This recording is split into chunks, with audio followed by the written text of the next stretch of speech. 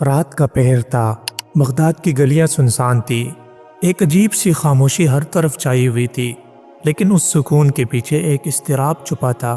شہر کے کونے میں ایک غیر معمولی حرکت محسوس ہو رہی تھی، جیسے کوئی بڑا واقعہ پیش آنے والا ہو۔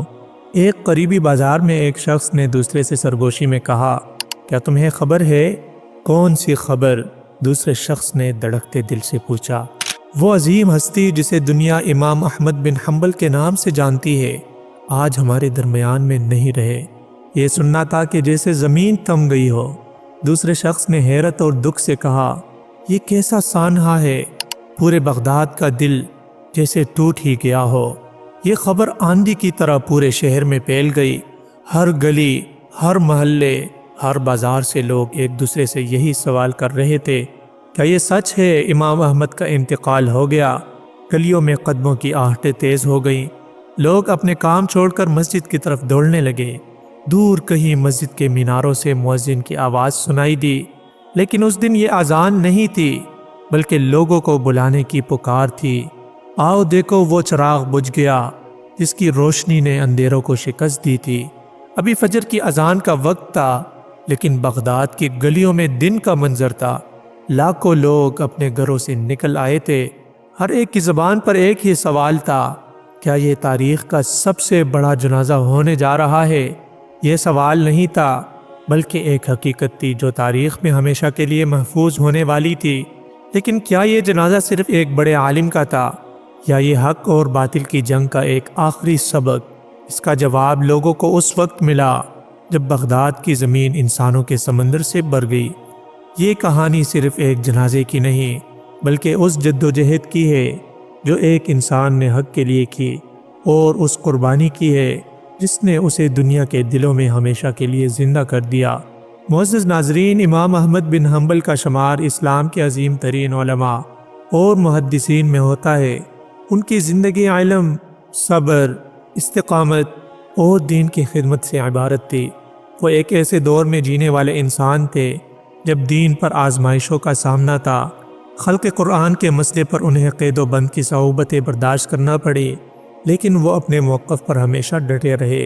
ان کا مشہور قول تھا، اللہ کے دین میں کوئی سمجھوتا نہیں۔ اسی استقامت نے انہیں عوام اور خواص دونوں کے دلوں میں محبوب بنا دیا تھا۔ ان کے انتقال کی خبر سنتے ہی نہ صرف علماء اور طلباء بلکہ عام لوگ، تاجر، مزدور، عورتیں اور بچے بھی ان کے جنازے میں شرکت کے لیے گھروں سے نکل آئے۔ نماز فجر کے فوراً بعد امام احمد کا جنازہ تیار کیا گیا۔ ان کا بیٹا صالح بن احمد ان کی میت کے قریب بیٹھے دعا کر رہا تھا۔ ہر آنکھ اشک بار تھی۔ امام کے شاگرد اور دوست انہیں آخری بار دیکھنے کے لیے جمع ہو رہے تھے۔ مسجد کے اندر اور باہر لوگوں کا اتنا بڑا ہجوم تھا کہ جگہ ہی کم پڑ گئی۔ جب جنازے کو باہر لایا گیا تو اللہ اکبر اور لا الہ الا اللہ کے نعروں سے فضا گونج اٹھی۔ ایسا معلوم ہو رہا تھا جیسے پورا شہر ایمان کے جذبے سے لبریز ہو کر نکل آیا ہو۔ امام احمد بن حنبل کا جنازہ ایک عام جنازہ نہیں تھا، بلکہ بغداد کی تاریخ میں ایک ایسا منظر کبھی نہیں دیکھا گیا تھا۔ روایت ہے کہ ان کے جنازے میں شرکت کے لیے تقریباً 8 لاکھ مرد اور 60,000 عورتیں موجود تھیں۔ بغداد کی گلیاں، بازار اور کھلے میدان انسانوں سے بھر گئے تھے۔ یہ اجتماع کسی حکومتی اعلان یا زور زبردستی کی وجہ سے نہیں تھا۔ یہ اجتماع اس محبت، عقیدت اور عزت کا مظہر تھا جو لوگوں کے دلوں میں امام احمد کے لیے تھی۔ ان کے جنازے نے اس بات کو واضح کر دیا کہ حق کے لیے جینے والے کبھی نہیں مرتے۔ جنازے میں شریک ایک بوڑھے شخص نے کہا، میں نے اپنی زندگی میں ایسا جنازہ نہیں دیکھا۔ امام احمد ہمارے لیے روشنی کا مینار تھے۔ ان کی زندگی نے ہمیں سکھایا کہ حق کے لیے کیسے کھڑا ہو جاتا ہے۔ ایک عورت اپنے بچے کو گود میں اٹھائے جنازے کے پیچھے چل رہی تھی۔ اس نے اپنے آنسو پونچھتے ہوئے کہا، یہ میرا بیٹا ہے اور میں چاہتی ہوں کہ یہ امام احمد کی طرح بنے۔ نماز جنازہ ایک کھلے میدان میں ادا کی گئی، کیونکہ مسجد اور اس کے آس پاس کا علاقہ ہجوم کی وجہ سے ناکافی ہو گیا تھا۔ معروف علماء نے جنازہ پڑھایا۔ اس کے بعد لوگوں نے گروہوں کی شکل میں امام احمد کو دعاؤں کے ساتھ رخصت کر لیا۔ امام احمد بن حنبل کو بغداد کے ایک قبرستان میں سپرد خاک کیا گیا۔ ان کی قبر پر لوگوں کا ہجوم دیر تک موجود رہا۔ قرآن پاک کی تلاوت اور دعاؤں کی صدائیں دیر تک بلند ہوتی رہیں۔ ان کا جنازہ نہ صرف ان کی شخصیت کی عظمت کا ثبوت تھا، بلکہ یہ حق اور استقامت کی جیت کا ایک نشان بھی تھا۔ اس عظیم جنازے نے اس وقت کے حکمرانوں اور مخالفین کو بھی جھنجھوڑ کر رکھ دیا۔ امام احمد کی وفات کے بعد بھی ان کا پیغام زندہ رہا اور ان کی تعلیمات نے آنے والی نسلوں کی رہنمائی کی۔ ان کا جنازہ ایک یاد دہانی تھا کہ حق کا راستہ کٹن سہی، لیکن اس کا اثر دائمی ہوتا ہے۔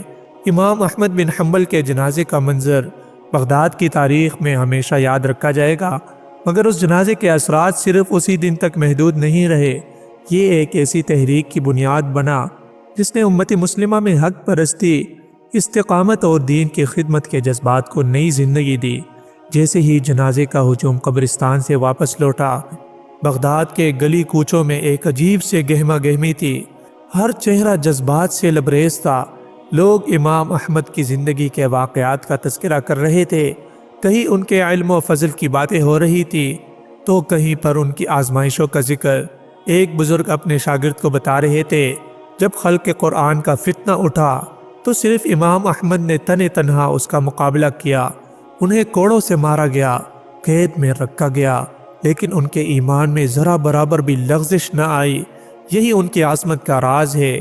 اس جنازے کے بعد بغداد میں ایک نئی سوچ نے جنم لیا۔ نوجوان نسل امام احمد کی شخصیت سے متاثر ہو کر دین کی خدمت کے لیے آنے لگے۔ مساجد میں ان کے شاگردوں نے ان کی تعلیمات کو عام کرنا شروع کر دیا۔ ایک نوجوان عالم نے اپنے ساتھیوں سے کہا، ہم امام احمد کی زندگی کو اپنا مشعل راہ بنائیں گے۔ انہوں نے ہمیں دکھایا کہ حق پر ڈٹ جانے والا کبھی تنہا نہیں ہوتا۔ ان کا جنازہ اس بات کی دلیل ہے کہ اللہ اپنے بندوں کو کبھی ضائع نہیں کرتا۔ امام احمد بن حنبل کی وفات اور ان کے جنازے کے بعد عباسی خلافت کے حکمران بھی ان کے اثرات سے بے خبر نہ رہ سکے۔ وہ جانتے تھے کہ عوام کے دلوں میں امام احمد کی کتنی عزت تھی۔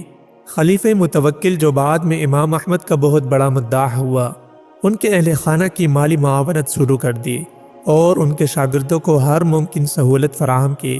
متوکل نے ایک بار کہا، امام احمد کا جنازہ مجھے یہ سمجھا گیا کہ حکومت زمین پر ہوتی ہے، لیکن دلوں پر حکومت صرف اللہ کے نیک بندے کرتے ہیں۔ امام احمد بن حنبل کے شاگردوں نے ان کے علم و حکمت کو دنیا کے کونے کونے تک پہنچا دیا۔ ان کے فتوے، احادیث اور فقہ پر مبنی تعلیمات نے امت کو نئی راہیں دکھائی۔ ان کے بعد فقہ حنبلی ایک منظم شکل میں آگے بڑھی اور آنے والی کئی صدیوں تک امت کی رہنمائی کرتی رہی۔ امام احمد کی قبر پر روزانہ ہزاروں لوگ دعا کے لیے آتے۔ بغداد کے علماء نے وہاں ایک کتبہ نصب کیا جس پر لکھا تھا، یہاں وہ شخص آرام کر رہا ہے جو خلق قرآن کے فتنے کے مقابلے میں دیوار بن کر کھڑا ہوا۔ اس کی زندگی حق کی تفسیر تھی اور اس کی موت حق کی فتح۔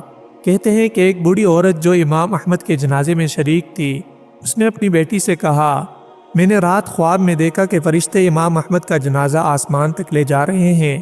دنیا کے انسانوں کا نہیں بلکہ فرشتوں کا بھی جنازہ تھا۔ اس خواب کی بات بغداد میں پھیل گئی اور لوگوں کے دلوں میں امام احمد کے لیے محبت اور بھی بڑھ گئی۔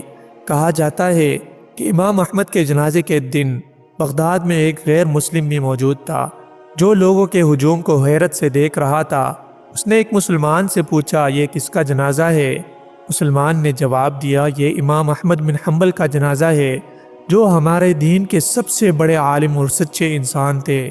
غیر مسلم نے کہا، اگر تمہارا دین ایسے عظیم انسان پیدا کرتا ہے تو میں اس دین کو قبول کرتا ہوں۔ کہتے ہیں کہ وہ شخص اسی دن مسلمان ہو گیا اور اس نے امام احمد کی تعلیمات کو پڑھنا شروع کر دیا۔ امام احمد بن حنبل کا جنازہ نہ صرف ایک تاریخی واقعہ تھا بلکہ یہ امت مسلمہ کے لیے ایک سبق بھی تھا کہ حق کے راستے پر چلنے والے کبھی ناکام نہیں ہوتے۔